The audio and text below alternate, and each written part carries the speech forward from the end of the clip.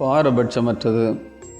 அல்லாமலும் அவர் வந்து தூரமாயிருந்த உங்களுக்கும் சமீபமாயிருந்த அவர்களுக்கும் சமாதானத்தை சுவிசேஷமாக அறிவித்தார்.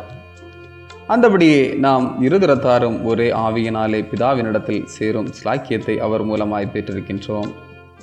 ஆகையால் நீங்கள் இனி அந்நியரும் பரதேசிகளுமாயிராமல் பரிசுத்தவான்களோட ஒரே நகரத்தாரும் தேவனுடைய வீட்டாருமாயிருந்து அப்போஸ்தலர் தீர்க்கதரிசிகள் என்பவர்களுடைய அஸ்திபாரத்தின் மேல் கட்டப்பட்டவர்களுமாயிருக்கிறீர்கள். அதற்கு இயேசு கிறிஸ்து தாமே மூலைக்கல்லாய் இருக்கிறார். எபேசியர் 2:17-18-19-20. தொலைவில் இருப்போருக்கும் அருகில் இருப்போருக்கும் அமைதி என்கிறார் ஆண்டவர். இந்த பழைய ஏற்பாட்டு ஏசாயா தீர்க்கதரிசியின் வார்த்தையை பவுல் அப்போஸ்தலன் மேற்கோள் காட்டுகிறார். அமைதியை உருவாக்கியவர் கிறிஸ்து. அந்த அமைதியை நற்செய்தியாக கூறி அறிவிக்கிறவரும் கிறிஸ்து. அந்த அமைதி அனைவருக்கும் உரியது என்பதை நாம் எபேசியர் 2:17-22 வரை உள்ள திருமறை பகுதி நமக்கு எடுத்துரைக்கிறது. கிறிஸ்து இயேசுவில் திருமுழுக்கு பெற்ற அனைவரும் அவரது சகோதரர்களே, இறைப்பிள்ளைகளே. எனவே நம்மிடம் குலம், சாதி, பணம், பதவி இவற்றின் அடிப்படையிலே யாதொரு வேறுபாடும் இருக்கக்கூடாது.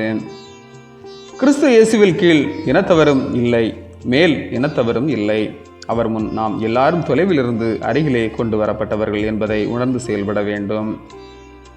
இயேசு அருகிலே கொண்டு வந்தவரை நாம் தூர வைப்பது இயேசுவையே அவமதிப்பதாகும். நம்மையும் தொலைவில் இருந்துதான் கூட்டி சேர்த்துள்ளார். ஆகவே நம்மில் அருகில், தொலைவில் என்ற பாகுபாடு மறைய வேண்டும். அன்றாடம் நம்முடைய வாழ்விலே இந்த பண்பாட்டை வளர்ப்போம். ஆமேன். இந்த நாள் உங்களுக்கு இனிய நாளாக மலரட்டும்.